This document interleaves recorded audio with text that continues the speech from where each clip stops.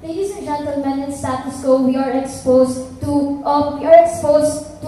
the statistics that says that the age of death is lowering as time progresses at the very end of the day, right? If before the normal age where a certain people can die is still on the average of like 80 years old or what have you. Nowadays, people are actually prone to death at even at the age of 40, or they're even prone to health complications caused by aging at the very end of the day, right? That's why we are proposing that we should lower the retirement age to 56 years old instead of in the status quo, right? But first, let's define what really retirement is, right? Like when you talk about retirement, when you're an official, when you're working for a company, for example, you're seceding from a certain position because you finally reach your quota at your age, for example, and because of that, you might not be able to do certain tasks, for example, right? Now, in status quo, we have the retirement age of 60 years old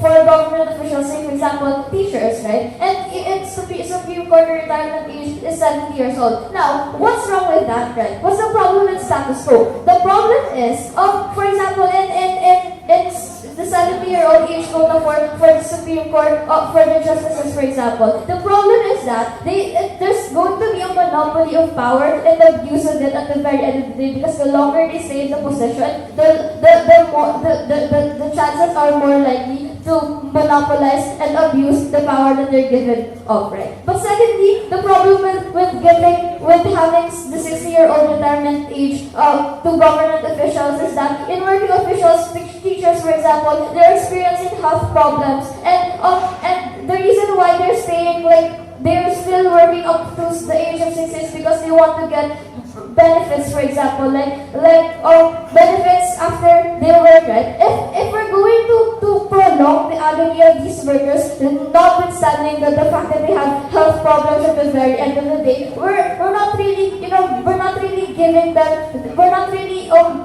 justifying the acts that they're doing for serving, like, the country, for example, right? They are forced to still work even with health complications because they can only get benefits after they retire. That's why, given that in the status quo, even in the statistics that people are dying, people are actually prone to experiencing health problems younger than before, we should also adapt to that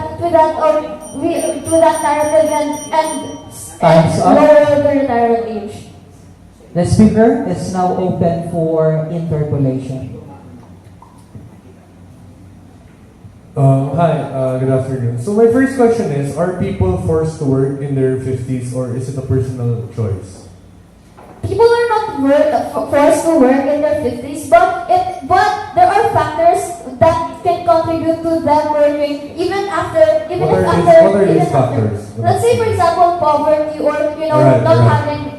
So that's a concession that rather it's a personal choice that people have to work for them to uplift their own economic stability, right? That they choose to work so that they can be better, or they have senses of purposes, right? Okay, yeah. Therefore, there's a concession that choosing to work after the age of 50 is still a matter of personal choice. Yeah, it is a matter of personal choice, just like how, Okay, thank you. Anyway, my next question is, with your statistics about death, what is the main cause of death? Is it exhaustion from work, or do you consider other factors like genetics, for example? Even if we have even if we consider the idea of genetics, for example, or having health problems, a huge factor as to why workers are actually prone to health complications is because of exploitation. For example, the reason why they're actually experiencing health problems at the very end of the day is also because of their work, not only because of genetics or what have you. Alright, even if we're going to consider that it's work exhaustion at the end of the day, what is the proposed plan of government for those, especially like for our parents, for example, who choose to work even after the age of 60 in blue-collar jobs just because they have to put food in the table? Are you expecting government to pay for their retirement? they have benefits after they retire, right? Talk for example, teachers having incentives, benefits after working, right? After But you do know that these benefits are accumulated based on your contributions to the GSIS or SSS, which is also very dependent on how long you're able to work. Anyway, my next question is very simple. Why is the state okay with commanding people that you should not work even if you are still physically capable to work just because you're at the age of 60 and we assume that you are too weak to work? Why are we okay with that?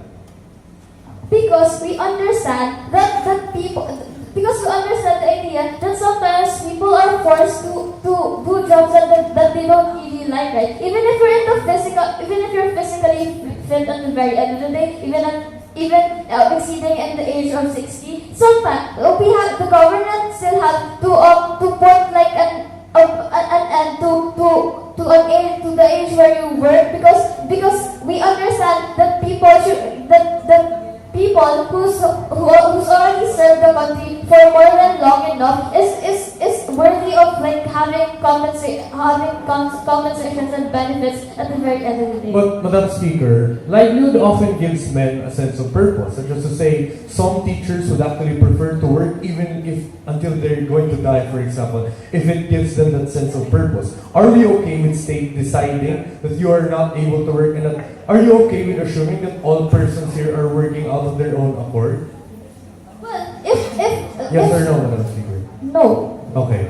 Now, since the answer is no, is there a concession that some people actually like their work, that they do not want to be forced out of retirement past this certain age because they feel that A, they are still capable to work this position, and B, they feel that the better personal choice for themselves is to continue this job? Yes or no? Yes. Why do we ban smoking, Madam Speaker? Rather, my question is, do we ban smoking? No. We don't ban smoking, No. right? People can smoke. But it harms people, right? Yes. Yes. Now, isn't it that the essence of democracy is to let people make informed choices about their own lives, but not necessarily hamper the ability of a person to make that personal choice? Yes or no? Yes. Now, is choosing to work when you're 65 rather than quitting your job, for example, filing a termination of a contract termination, for example, isn't it a matter of personal choice? Yes or no? Yes. But even if you said that it's due to poverty, it is still the best personal choice that these people make for themselves, right? Yes. Okay. Are you aware that in Japan, there are actually workers at factories even until the age of 85 who choose to work and even choose to get overtime because A, it is their sense of livelihood, and B, it actually gives them something to do rather than to laze around at home. But you see, in the proposal, in the model, we're not Thank you. telling people to stop Time is working. up. Thank you. Debater 1. Next. Debater number 2. The case from government side is very simple. Ang Provinciano, even if it is fiction, serves as a necessary watchdog for ground-level corruption in which people can actually identify. Ang Provinciano, even if it is fictional, provides a lens for the people so that they may view and hold their police officers to account because it presents real-life examples of the real-level corruption that's happening, as well as it provides characters, and it already has an established fan base as to where people can identify themselves in. One of your longest-running dinner table shows once portrayed police officers as very honorable, such as to say, like Cardo, for example. We all want to be that. Cardo is very honorable and all of those good stuff. Also, suddenly, this show has started to take traction, which it tries to portray PNP officers as corrupt, as being paid money, being favored by politicians, and all of those things that do happen in reality. But Madam Speaker, members of this House, the key word of this motion is that it does happen in reality. Therefore, we question the knee-jerk reaction that the Philippine National Police has given ang Provinciano when it comes to support. We think that the knee-jerk reaction that the PNP is doing for ang Provinciano is actually very counterproductive for the PNP in itself. Your police force still demands the support of its public.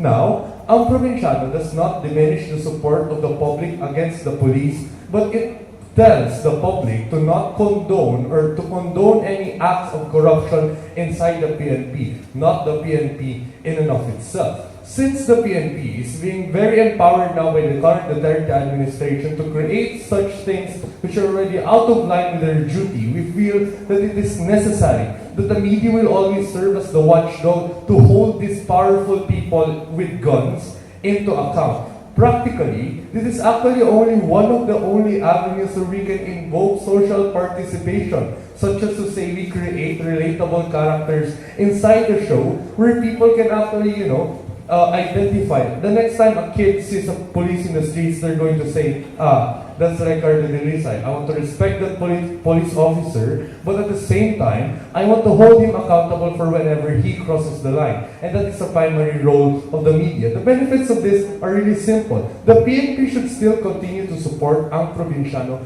mainly because it is actually the only avenue where people can associate themselves with such a police force. Such as to say, in Filipino culture, we've been taught so many times that the police is our enemy. Like, wag kang tatayo dyan na, huhulihin ka ng police. Wag kang gagawin nito, huhulihin ka ng police. It's that the police is always viewed as a punitive element which hinders the support that the people get to the police. Now that Cardo Dalisa, okay, thank you.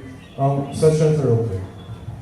So the speaker is now open for interpellation.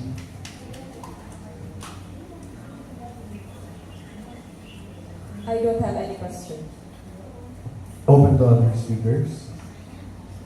You made mention that Provinciano has not yet dwindled the public image of the PNP, yes? Yes.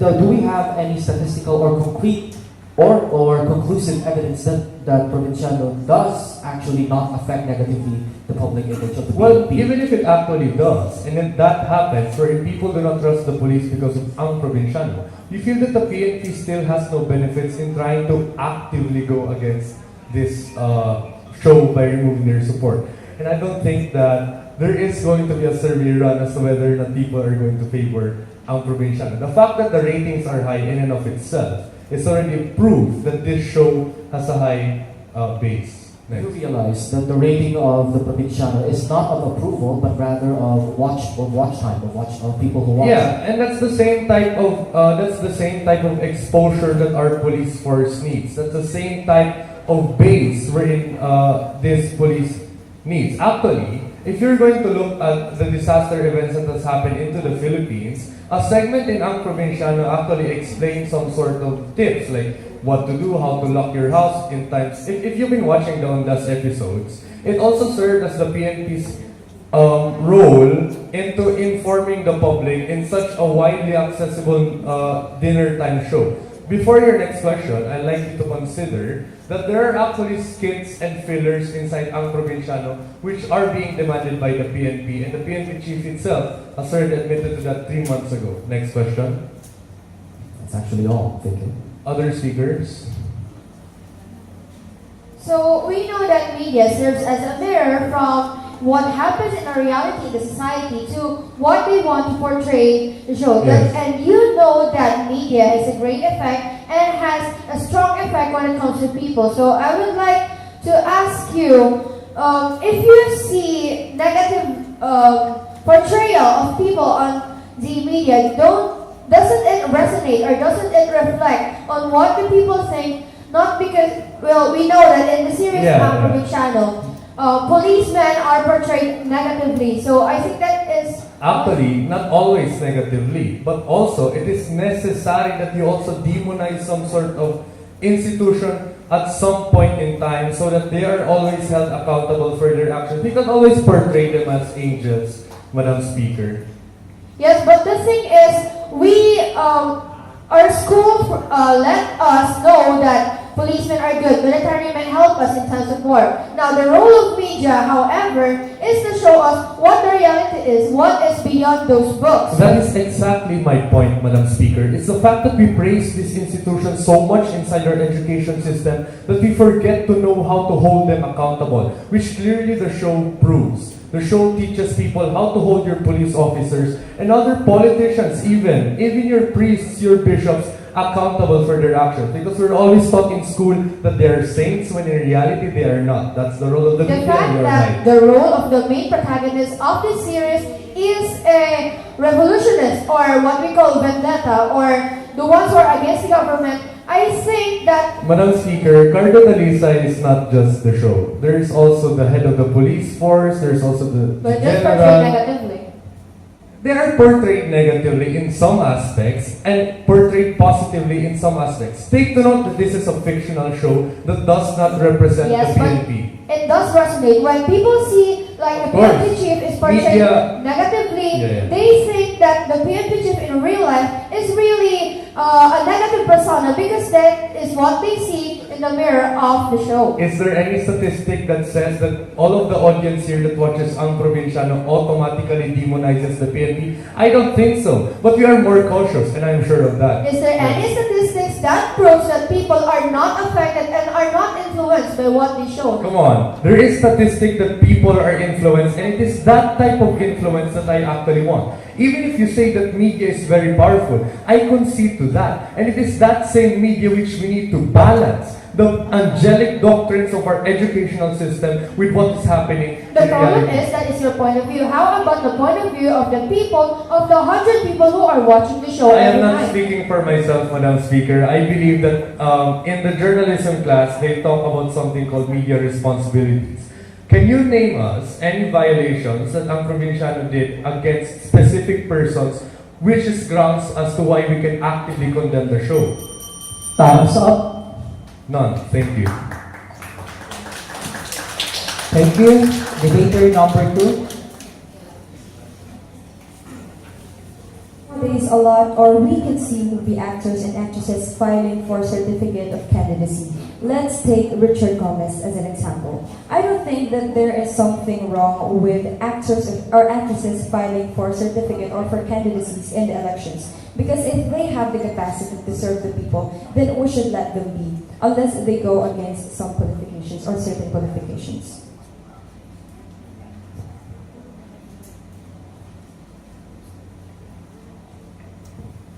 The speaker is now open for interpolation. Good morning, Ms. Sige. So, I would like to clarify your stand on the issue. I think that there is nothing wrong with movie actors and actresses filing certificates of candidacy. So, it is okay for you, for these actresses and actors to run for a position in the government? Yes. So, do you think that the media has an effect to the win rate of these actors and actresses running for senators? Yes. So do you agree that they are taking advantage of this media to win over the people? I don't think so because candidates which or who are not actors or actresses also have the access to media. But still, they have still wide access to media, and they are anchored in the media system. And our next question is that who do you trust more in the grounds of holding a high position in the government? An actor or a lawyer with multiple degrees in law? Of course, we would go with a lawyer. So, do you think that it's much better for lawyers and other professionals to handle the government? Well, we are not banning lawyers to run or to file candidacy, but we stand that it is all right for movie actors and actresses to run, especially if they have the capacity to do so. But I ask you a question that's answerable by yes or no. Do you think that the professional has more capability? Yes, of course. So, would you rather consider professional than an actor? Of course. If that's the case, then it's much better for these professionals to handle in the government because they undermine the potential of them holding a government position than the one of the actors. Do you agree with that? Yes. Okay, so no more questions. Madam Speaker. Your case of a good example would be Ronald Reagan, right? Ex-President of the United States, Cold War. So you're on the assumption that actors can become good presidents like Ronald Reagan, right? Yes. Yes. But you also concede that there are some bad politicians who just got into office because of popularity, like Lito Lapid, Era, Manny Pacquiao, to name some. But even if they are not bad politicians at the end of the day, Madam Speaker, do you concede to the fact that then appearing in movies actually already gives them an advantage over other professions? Yes or no? Yes. If you still want to protect democracy, in your case, how do you actually counter the advantage that these people have? Because I think it is unfair if I'm a movie actor and I can run and I will automatically win because people instantly know my name. Is there any sort of policy that you want to put so that we can put a stop to the monopolization of positions that our actors have in I think it's got more to do on the education of the voters. Yes, definitely. But you also concede that not every Filipino can be educated right now, right? And our elections are already up and coming. And we have many, many more actors who want to get into the positions, right? Then, remember that you have also agreed to my previous question when I said that they already have an advantage, right? Alright. How do you protect democracy in your case where the poor cannot, win, but the poor is at a disadvantage over the politician or over the actor just because the actor will be remembered more? What is your plan to protect said democracy? Okay. Since our voters, do you agree that our voters vote more based on popularity and personality? No. Alright. So you are under the assumption that every Filipino decides their votes responsibly, right? Not necessarily, yes. Not necessarily. Therefore, they're in the vulnerable spot wherein your actors, which are remembered, can actually win the... Okay, my question is very simple. Can Coco Martin win the elections better next year compared to some average guy? Yes. Alright. But you want to protect the value of equal elections, right? Okay. So what is your policy to counter that effect?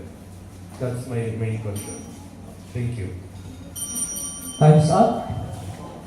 Thank you, debater 3. Next, debater number 4.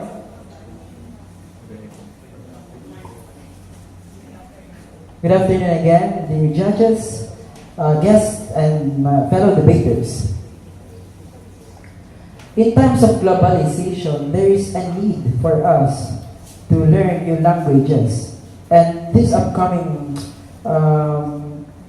motion by the DepEd to include the Korean language as a subject in education, I find this necessary and beneficial to us.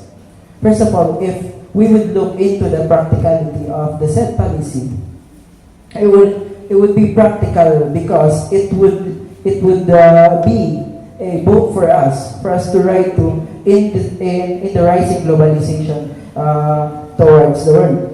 We are integrating so much ourselves with international communities such as ASEAN, the UN. And by that, we need more international language studies. So it's practical for us to pass this motion so that we can get we can cope up with the world. Second, it is necessary for us to pass this law. Because right now, we have many Korean workers. We have many Filipino workers in South Korea. So we have a continuing demand for workforce abroad, including Korea. So the passing of this language subject, it's either a subject or elective, will be great help for students who plan to work in Korea. Not just that, because Korea offers a lot of technological advancements that not present in the Philippines. So for example, if you're a student and you know very well of Korean language, then there might be a high chance of you to get to a premier school in Korea where you can study, for example, medicine. And third, the integration of the subject Korean to our current education system will be beneficial because it is a chance for us to get free language education. In a world of rising prices, free language education will be of great help to our students that is poor and on the marginalized sector. Imagine yourself learning new languages and competing in the current globalization of the world. Then you'd be great by then. Thank you. The speaker is now open for interpellation. Good afternoon. Good afternoon. So you said because of globalization, it is necessary for us, for the DepEd to implement the Korean language studies. Is that correct? Yes. Do you think that the Filipinos have already appreciated and empowered the culture of Philippine culture within themselves? Now that isn't the context because Filipino language has been in the general curriculum of the Department of Education and including GEN. So what we are saying is that we are trying to implement the policy of including Korean subject as an elective or as a subject that will be added to the present curriculum. That could be a great help to others who want to learn Korean. You're saying that this international language studies will help us be globally competitive. Yes. But do you think that Filipinos being globally competitive, do you agree with me when I say that Filipinos being globally competitive starts with appreciating and empowering and instilling the Filipino culture within themselves first? Yes. Then why are you saying that international language studies will, granted that it helps, but why are you saying that this is a more important As step I said to a while ago, globalization? Filipino language and the culture is in the general curriculum of DepEd, and Korean language is now being proposed in the general curriculum. So if you're trying to say that we lack culture, we lack the language of Filipino, then if you are saying that, then why is there okay, so if you are saying that if you are saying that we lack in culture and Filipino, then do you believe that we lack in culture in Filipino? Right. I'm not saying that. I'm clarifying that if... Okay, next question. Okay. What proof do you have, as you are saying, because Filipino culture is already instilled, what proof do you have then that Filipino language and Filipino culture is already very well understood and mastered by the youth, by the students? I'm not saying that they are well understood because that depends on the end user, the students. Yes. But isn't that the foundation that you should learn to understand and That's appreciate? why we included it. That's why it is included in the general curriculum of the Then why DepEd. include another language if the students are Because not this yet... is a chance for us to cope up with the rapid globalization. And if we cannot cope up with that, then we will be left behind. And I'm afraid of that because it has great economic effect. How can we cope then if there is no foundation or if the foundation is not yet strong? The foundation is being laid by putting it in the general curriculum, the Filipino language. So, can we talk about the Korean language because it is the policy. So, the Filipino is there. The Filipino is there. The foundation, the strength of the foundation of the Filipino culture is within us. So you are saying that the foundation is already strong enough. I am saying that the foundation is within us, but it depends on the student, on the person, if their foundation is strong enough. That cannot be controlled because it's relative.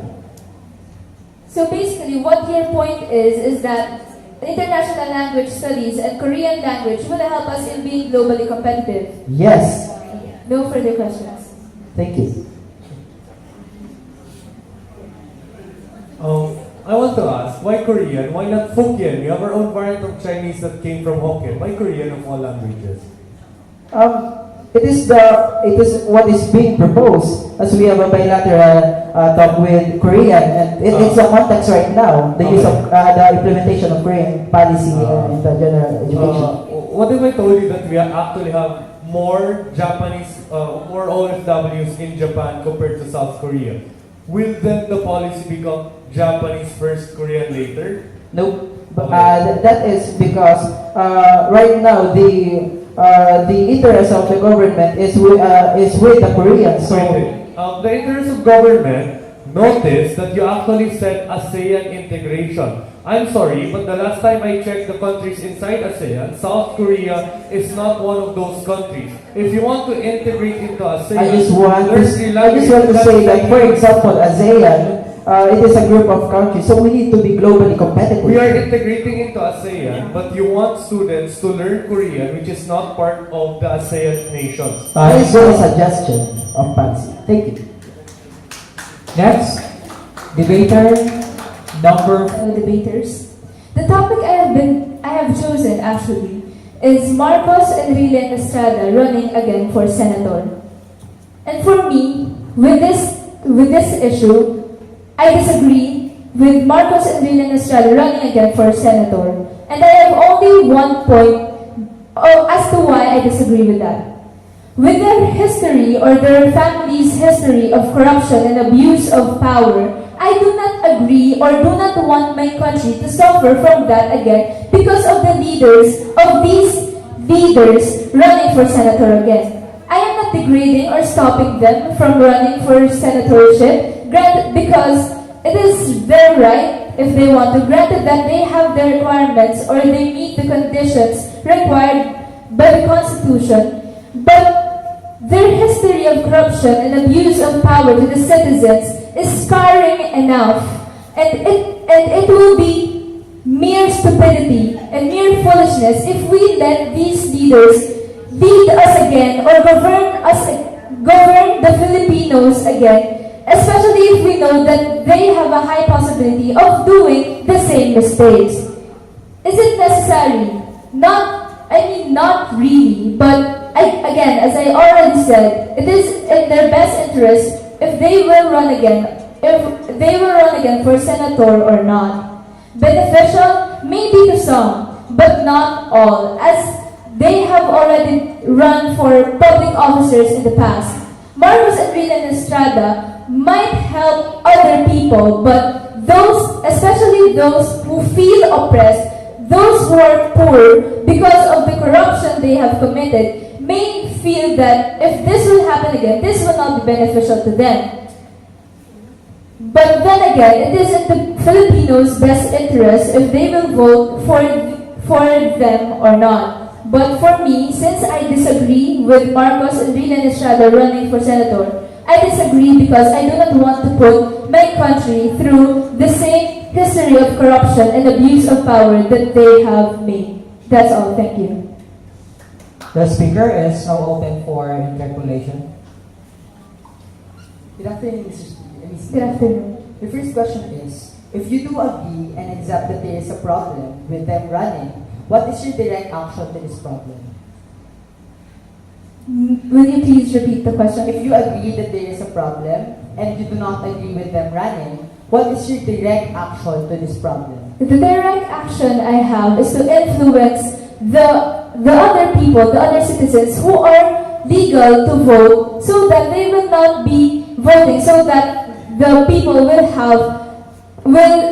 experience the same mistakes committed in the past. Meaning you as the government will inform the people of their corruption and etc. The people already know. But the people already know, yes. But are their corruption really justified to begin with? What? Is there really a case that proves that they like for example, Bongbong Marcos is not her mother, right? And etc. As I said a while ago in my introduction, the history of abuse of these politicians or the ancestors or the family of these politicians. So meaning, if your mother committed a mistake, you will also be branded of that mistake. Filipinos are like that. We stereotype other people based on their mistakes. Meaning, you want to preserve the culture of the Filipino people, to brand people just because their ancestors committed a mistake. Granted that it is not a good culture, but how sure are you that these children will not also follow the footsteps of their ancestors? And what is your assurance that they will commit the same mistakes again? I have not said that they will commit the same mistakes, but it's risky enough if we let them run for senators because there are always what ifs, and what ifs are very dangerous especially if it will put our country to the same peril that they have put us in the past. Then isn't it enough for the people to know that they're corrupt? Rather than you informing the people and like you're actually tainting the names of these people already, because it's already like you're meddling with the choice of the people. So meaning you're destroying the informed choice, because we're meddling with the choice of the people already. As you have said a while ago, the people already know. Then I have no action to do anymore because the people already know of their crimes and their mistakes in the past. But, as you said a while ago, because you believe that they committed the same mistakes, you will inform the people. But isn't that meddling with the informed choice that they make already? It is a way, but I am just merely informing them. I am not persuading them. That's the point, Mr. Speaker. When we meddle with this, when the government meddle with this issue to begin with, and not let the people choose who they really believe that they will lead them, it is actually destroying the value of democracy, isn't it? Granted that I am only informing them, and I have said a while ago, No, Mr. Speaker. For example, if you're informing that, for example, Rodrigo Duterte saved the Philippines from China, isn't that meddling with the choice of the people that we are actually supporting Rodrigo Duterte for another term, right? no, Isn't it that the government is really influential to begin with? the government is really influential, but then again, giving information is different from persuading others to side with you. It is the people's choice if they will accept your information and let themselves be persuaded by that information or not. One more question. Madam Speaker, are you familiar with Saddam Hussein? Yes, Okay. Saddam Hussein was known as a very corrupt politician, right? yes. Yeah, but the people of Iraq now misses him. Have you read the news? The guy that toppled Saddam Hussein's statue actually misses Saddam Hussein. But anyway, is corruption automatically, and I'm not justifying corruption, I just want to ask, does corruption automatically mean inability to serve the people? No, Alright. Now, in Saddam Hussein's example, why is it morally justifiable for you to automatically condemn the running of these people just because they have a dirty track record? you have said a while ago that corruption isn't a hindrance to serve the people. But then again, corruption is a way to serve some people, but not always for the benefit of all the people. When you look at the Saddam Hussein example, it's actually interesting because even a corrupt politician can be liked by the people if they give infrastructure and they give benefits to the people. That's the way that the Marcos fan base operates right now. Isn't these Marcos loyalists justifying his actions? Yes, Thank you. Time's up. Thank you, debater 5. Next, we have debater number 6.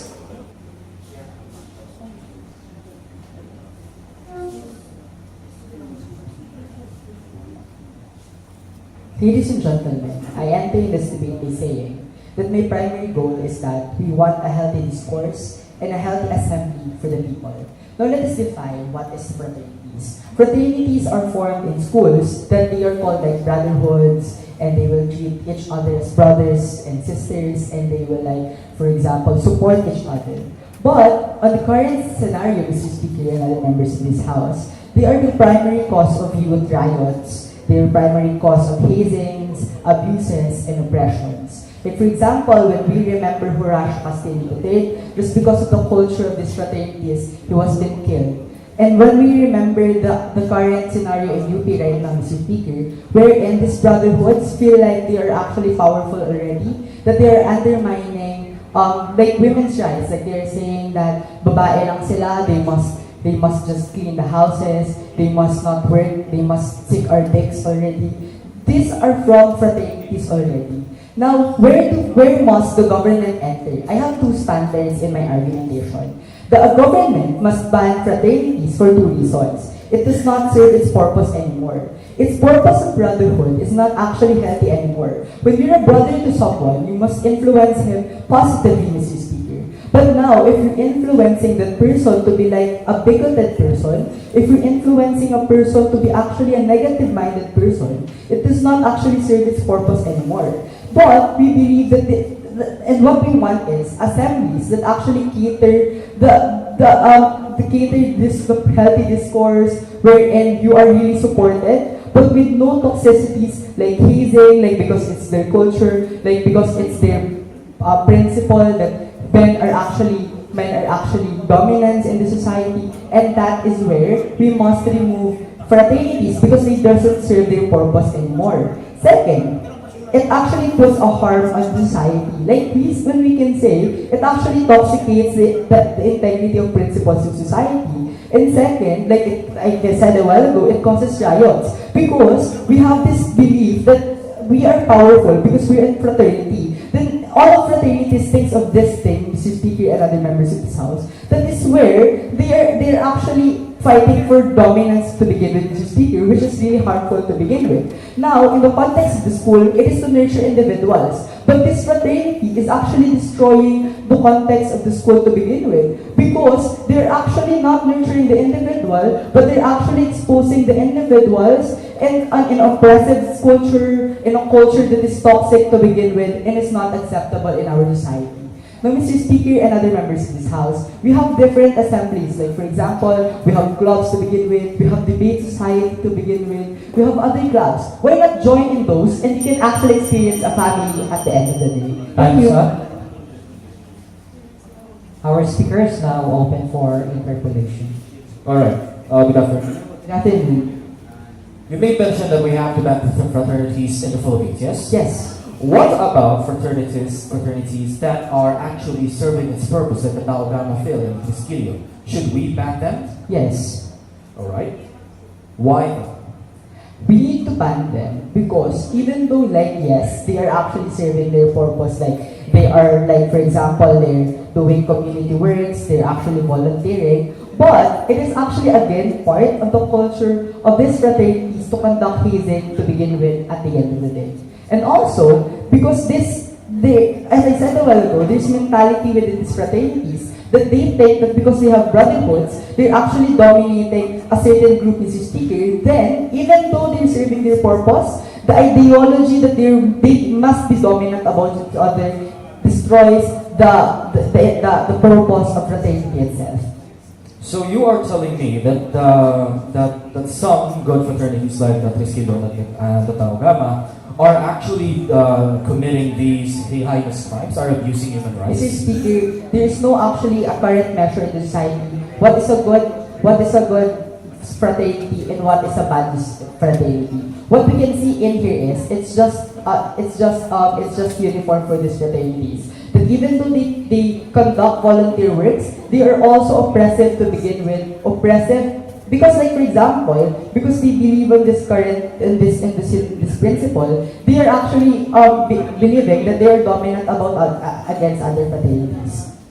Or you may mention that there are no good or bad fraternities, but you did say that a fraternity has to serve its purpose of brotherhood and acceptance. So Yes. why do you say that a fraternity is neither good or bad when its main purpose is to serve as a brotherhood for all? Mr. Chair, as I said a while ago, they are not serving their purpose already because it's not brotherhood. When you are actually teaching your brothers to, hey, you know what? When you have a person that you're in a quarrel, tell me and I will punch him. Tell me and I will back up you. That is not a good brother to begin with. What we must do as a brother is, hey, you know what, militant brother. If someone is actually oppressed you, stand up strong. And that is empowerment. It's not empowerment anymore if you toxify the mindset of the people already, and that is not brotherhood already. Alright. Now another question. You made mention of human rights, hazing, and human abuse. Yes. Do you think these instances will end if we ban fraternities as a whole? At least, Mr. Chair, we solve the problem coming from fraternities to begin with. At least, Mr. Chair, we solve the oppressions coming from these fraternities. At least, Mr. Chair, we solve the riots coming from these fraternities. Yes, we can say that even in the street children there are riots, right? But at least we are removing those models from these universities. And when we look at the context of the school, it is not nurturing the child anymore, as I said a while ago.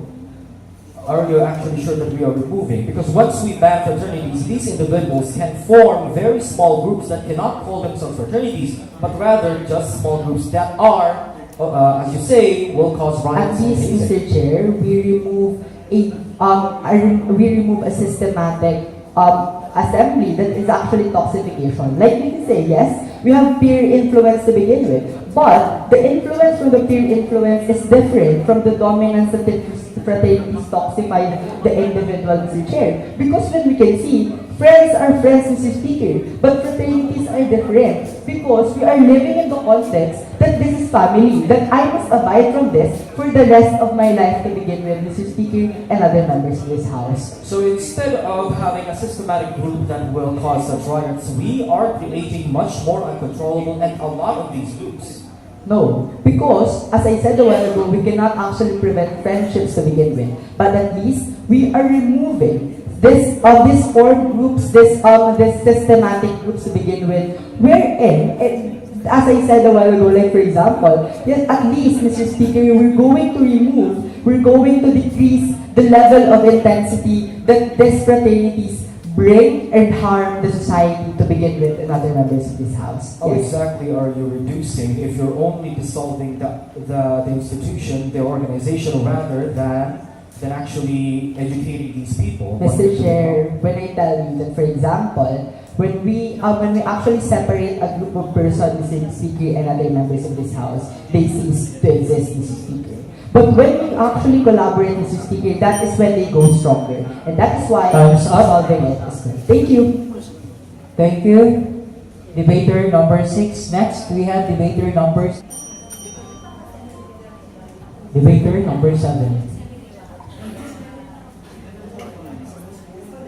Good afternoon. While the Reserve Officers Training Corps, or the ROTC, has been founded in the 1700s in the United States, it was meant as a reservation training for individuals to call upon the militia or to call upon the aid of the country when it is threatened or when its sovereign right has been violated. Now, the question is, in the Philippines, should we require ROTC to be a subject in senior high school? Ladies and gentlemen, this representation agrees that ROTC must become a required subject in senior high school. According to Article 2, Section 4 of our Constitution, while the state recognizes that it must protect the people, it can call upon the aid of our constituents. How can we call on the aid of our constituents? One answer, ROTC. The benefits of ROTC are, first off, let's get practical, health. Students who participate in this ROTC will have increased health benefits such as mental and physical, as they will become more alert and their bodies will be more responsive in terms of being holistic. The second argument as to why it is beneficial is that it incorporates camaraderie in its ranks. We all know that ROTC is about discipline and choosing your brother above everything. And that is what we need as a country. We have to foster patriotism and a common sense of brotherhood. And this is what ROTC is actually fostering for our senior high students. Another benefit is that it is practical as it teaches survival skills for our students. Rather than the ROTC, there's also an incorporation of medical and survival analysis, survival understanding, so that these students in the face of danger could actually solve such problems without crumbling under pressure. Now, another thing is that it also teaches discipline. ROTC teaches discipline as it teaches you to respect your elder ranks, and it also dignifies the morals of the Filipino that we have to respect each other and we have to love each other. Now, is it practical? Well, yes. It is always better to have a country of individuals who know their duty and who know how to protect their state, rather than people who are just passive-aggressive or who are just neutral with what's happening in their country. Giving senior high school students exposure in ROTC will also enlighten them on what's happening in our country, how our peace agreements are going about, and how we could actually help save our country from such violations. Another reason as to why it is practical because we are investing in a future where our citizens are not only well-disciplined and well-respected, but rather holistic in terms of growth, in terms of physical, mental, social, emotional, and of course problem-solving skills. And these propositions, ladies and gentlemen, are why this representation agrees with the notion that that ROTC be a required subject in senior high school. Good afternoon, Mr. Speaker. Good afternoon. So when it comes to ROTC, I have this concrete example which happened in the early 90s where my mother undergone ROTC when she was in high school. And we know, you said a while ago, like a couple of times, that ROTC promotes discipline to the students. Now, are you aware of the abuse that is happening between the ranks, which my mother had told me before that higher ranks tend to abuse lower ranks, and they do not have laws and they do not have rules when it comes to abuse because it is their right, because they are higher ranks, they can punish these lower rank students just because they want to. Are you aware of that abuse? I would like to qualify for my answer for this question. While it is true that that case is still quite rampant back then, we Filipinos have actually evolved to become more intelligent and be more disciplined. Those cases have been answered for, and I am sure that a reinstitution of ROTC will help prevent these cases, as a lot of people will now have the power to voice out against their suppressive seniors and will actually reduce such cases in the near future. The thing is, we are bringing it back, but we are not changing something in it. And we know in our modern generation, we have this tendency that when someone does something wrong to us, and whenever we had a chance, we try to harm them in any way that we can. And ROTC can be an avenue for violence instead of teaching these people what's your stand on this one. Wait, what your question is complete? What is your stand on what if it becomes an avenue for violence or for revenge for those people, especially those in the higher ranks, instead of teaching discipline and teaching them to become good Filipinos? A reinstitution of the ROTC will not only reduce these rates, as I've said, but it will also reprimand the seniors who violate the very principles of discipline and camaraderie in the ROTC. They will they will discourage such acts from ever happening again, as they know that these have negative impacts on the health of the youth. But are you informed that there are no such laws or there are no such provisions that says that higher ranks officials are not allowed to punish their lower ranks officials in the ROTC? There's something there. It's true, there's no mandated law, there's no circulating law. In the context of the military and of the ROTC, there is what we call, let's say, a contextual punishment in layman's terms. A senior can give punishment so as long as the violation is with equal grounds. While we might say that these rates will be reduced, we can also say that we have to encourage discipline overall. And because we are all for the natural goodness of man. We know that man will not do anything bad because, well, if he has a choice of not doing something bad. Okay, so my next question is, we know that in ROTC, it's not just about lectures, it's not just about lessons of the government, but it also has these training when it comes to holding and shooting guns, right? There is this wooden gun that they use, and don't you think it promotes gun violence instead of letting the people know that guns are only made to defend themselves? And I think it promotes gun violence. So your point is, if we reinstate ROTC, it will promote gun violence. Is that what you're saying? Yes. No. ROTC will not promote gun violence, but rather it will promote gun discipline. Which is better? A person who knows how to handle a handgun, or a person who just knows how to shoot it?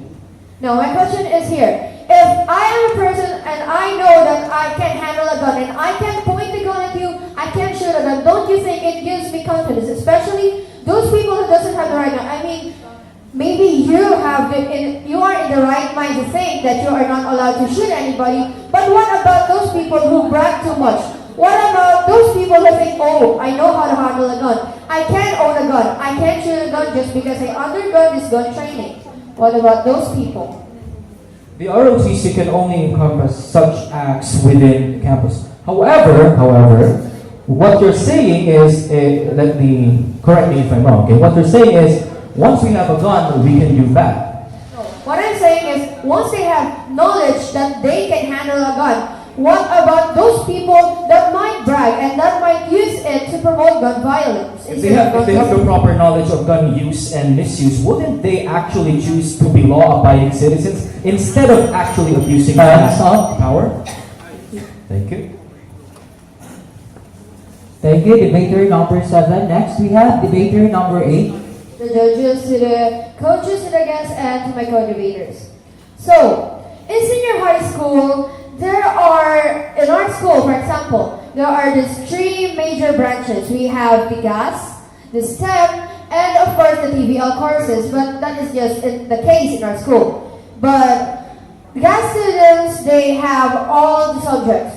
The STEM students focuses in engineering and mathematics, and these TVL students, they have specific branches or courses such as computer. We have in our school, for example, we have cookery, we have electronics. Now, the thing is, senior high school's goal is not to add burden to the parents or the students, but their main goal is for the increase in the employment of our Filipinos. Number 1 is because we know senior high school, especially those who graduated in TVL, they provide NC2 for our students. And for the information of everyone, NC2 is important when we are applying jobs in the future.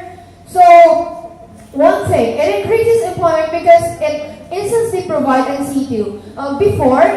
Before K-12 was imposed, you cannot get NC2 if you're not a college graduate. You cannot get NC2 if you are an undergrad. Right now, if you finish 2 years in senior high school, especially if you have a TVL course, you can now have an NC2 which you can use in case you're not going to college. Number 2, senior high school's opportunities gives help to those who does not have the capability to go to high school or to go to college anymore. So, for example, I have this is a very good friend of mine since we were in 8th grade. Now, he told his parents that he will not go to college anymore because they do not have the financial power to do so.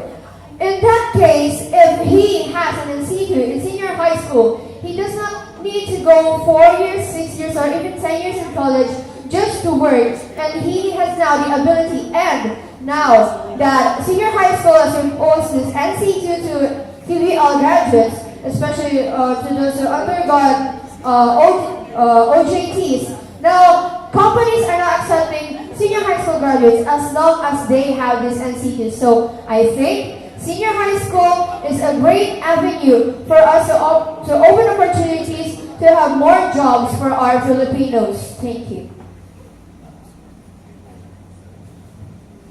The speaker is now open for interpellation.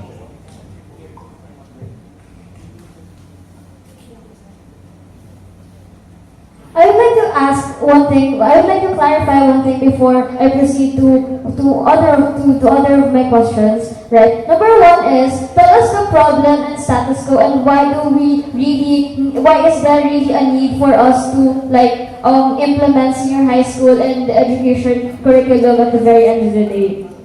Okay. So I'll put this one as an example. If you're an average person and your parents are minimum wage earners, we know that college, even though college now is free, it is expensive. We have even 2 years in college in some courses.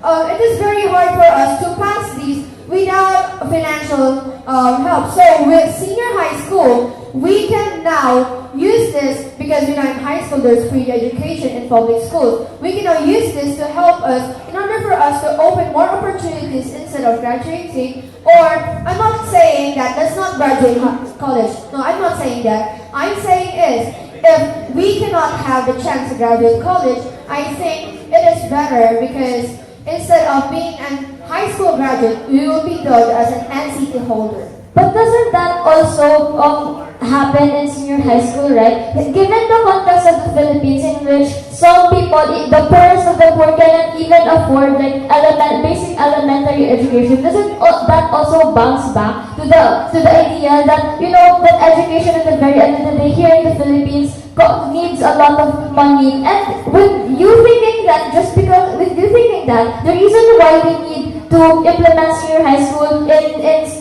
the education curriculum is because college are costly. Isn't senior high school also costly? To think that adding 2 more years in you know in the education process of an individual adds more burden to the parents who are actually fighting who are actually working so hard for their survival given the political season, given the economy at the end of the day. Now look at this one.